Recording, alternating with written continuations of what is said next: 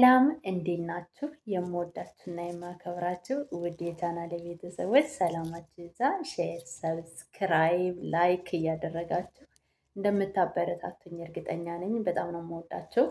ዘንድሮ ደግሞ ይሄው እንግዲህ ሰላጣ እየሰራን ግን አይታማማ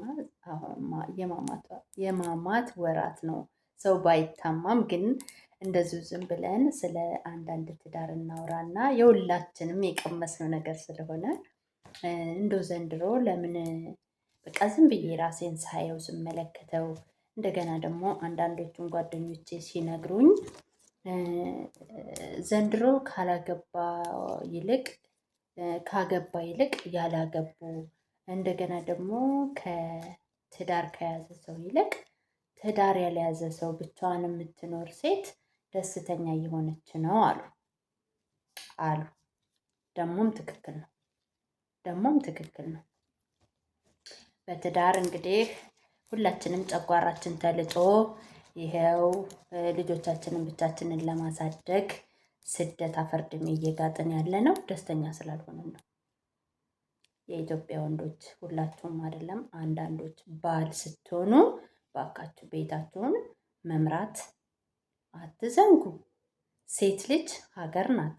ሴት ልጅ የልጆችህ እናት ነች። አንዳንድ ጊዜ በውጭ ላይ በጣም ፍቅር ጀምረን በጣም የምንዋደድ ሰዎች ሴቷም በውጭ ሆና ራሷን ትጠብቃለች፣ ትዘንጣለች። ለምን ብቻዋን ነው የምትኖረው? ደስተኛ ነበረች።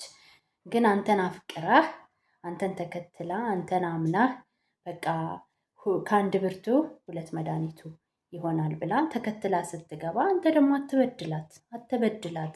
እውነቴን እኮ ነው። እና ብቻዋን ዘንጣ የምትኖር ሴት ትዳር ከያዘች በኋላ ሁሉንም አይደለም፣ አንዳንዶችን ነው፣ ሁሉንም አይደለም። ከዛ ትዳር ውስጥ ከገባች በኋላ ማርገዝ ይመጣል፣ እንግዲህ ልጅ መውለድ ይመጣል። ድሮ የሚሰጠው ልክ ሌጣ ሆና በምትሰራ ጊዜ ወጥታ ራሷን በቻለችበት ጊዜ ዝንጥ አድርጎ የሚያኖራት ሰውዬ ፊቱን ማዞር ይጀምራል። ባልየው ማለት ነው። ፊቱን ማዞር ይጀምራል። ይህ ትክክል ነው። እውነቴን እኮ ነው። ሰው የቤት ወጪ ለመስጠት ራሱ ፊቱን አዙሮ የሚሰጥ ብር የሚቆጥር ሰው አውቃለሁ። ለልጆቹ ሳሙና፣ ለራሱ ሆድ ቁርስ ምናምን ሴት ልጅ አትስራ ሳይሆን ሴት ልጅ ቤት እንኳን ስትወልድ በጣም ብዙ ጫና ይበዛባታል። ልጆች ማሳደግ በራሱ ትልቅዬ ስራ ነው። የእሱንም ልጅ ነው የምትይዘው እና የሆነ ነገር እንኳን በቃ አስፈልጓት የሆነ ገንዘብ እያለው እኮ ነው እያለው ከሌለው የለም ነው እያለው ግን ፊቱን አዙሮ የሆነች ሳንቲም የሚሰጥ ባል አለ። ተው እንደሱ አታደርጉ።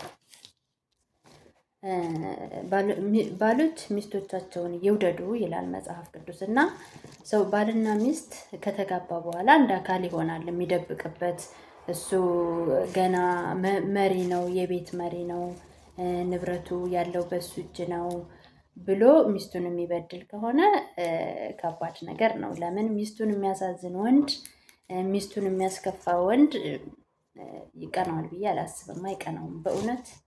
ለምን ሴት ልጅ ደካማ ናት።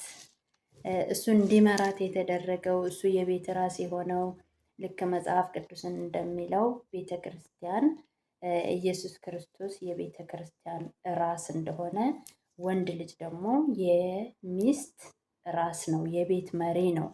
ቤተሰቡን በደንብ የማያስተዳድር ወንድ፣ ቤተሰቡን በፍቅር የማያስተዳድር ጥላ የሆነ በቃ መከታ የሆነ ግን ያልሆነ በጣም ብዙ ወንዶች አሉ። ሚስቶቻቸውን አስገብተው የሚያስለቅሱ ደህና ከምትኖርበት ከእናቷ ቤት በፍቅር ምክንያት ትትትትት ብሎ ጀንጅኖ ምናምን ብሎ አስገብቶ የደም እንባ የሚያስለቅስ ወንድ አለ። እንግዲህ ፍቺ ለምን በዛ ቢባል አንድም በዚህ ነው። የዘንድሮ ሴቶች ደግሞ ሴቱም ወንዱም ትዕግስት የለውም። ድሮ እንኳን ምንም ቢሆን ያው ኑሮውም ትንሽ ረጋ ያለ ስለነበረ ብዙም አይደለም ሰው የሚማረረው። አሁን ግን ሰው በቃ ችግርን በችግር መፍታት እንጂ ችግርን ቁጭ ብሎ የሚወያይበት ጊዜ ራሱ የለም። ሁሉም የራሱ ጊዜ አለው። በቃ ልጆች የራሳቸው ጊዜ አላቸው። ከስልካቸው ጋር ነው ጊዜ የሚያሳልፉት። ባልየውም ቢሆን የራሱ የስራ ጊዜውን ከጨረሰ በኋላ ለሚስቱ ጊዜ የለውም። ሚስትየዋም እንደዛው ስራዋን ከጨረሰች በኋላ ስልኳን እንደው ፍቼ የበዛው በዚህ ምክንያት አይመስላችሁም? ከዛም በኋላ ልክ የራሷ ሚስትም የራሷ ፓስወርድ አላት። ሚስት እንኳን ብዙም አላቅም ግን ሚስት ብዙም አይደለም ስልክ ላይ መቼም ባሏ ወስዶ ስልኳን ቢፈትሽ ያው አንዳንዶቹ ቢሆኑ ነው እንጂ ሴት ልጅ ብዙም። ወንድ ልጅ ግን ስልኩን እንድትነኩበት አይፈልግም። የምረኝ እኮ ነው። ፓስፖርቱን እራሱ እንዳታቅ ማለት ነው። አንድ አገልጋይ እባብኛ አትቆልፉት ብሏል።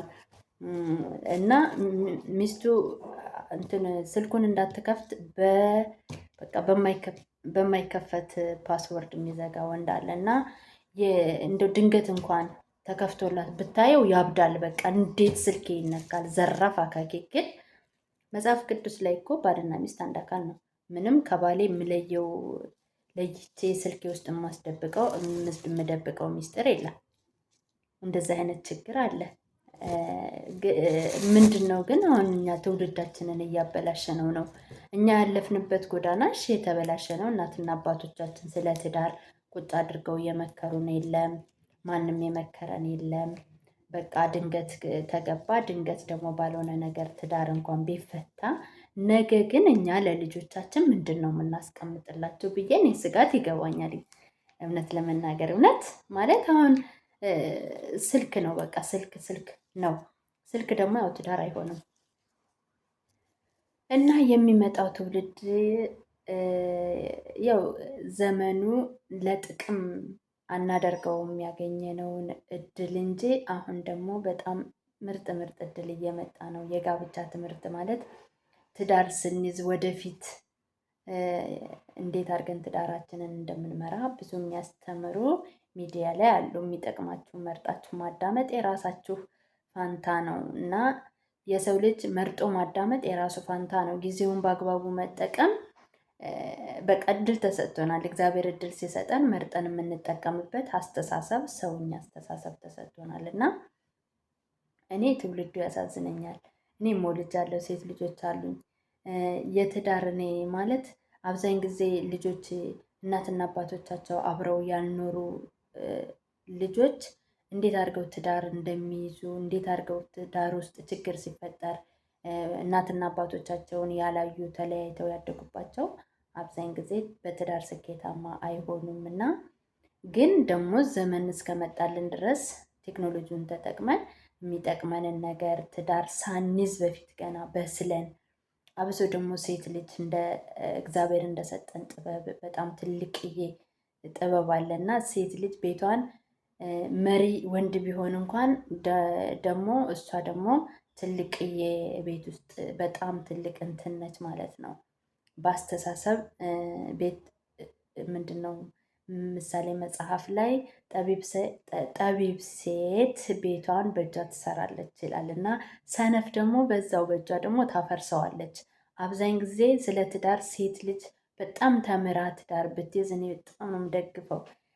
እኛን የመታን እንቅፋት እናንተን እንዳይመታቸው እኔ እግዚአብሔር እድሉን ቢሰጠኝና ወደፊት እንደዚህ አይነት ነገር ላይ ብሰራ ራሱ ደስ ይለኛል። ለምን እኔ ልጆቼ ሴቶች ናቸው። ልጆቼ ላይ ሰርቼ ቤተሰቤን ካዳንኩ እነሱ ከዳኑልኝ ትዳር ትልቅዬ የእግዚአብሔር ተቋም ነው። ለዛም ነው ፍቺ በዝቶ ኃጢአት የበዛው በምድር ላይ።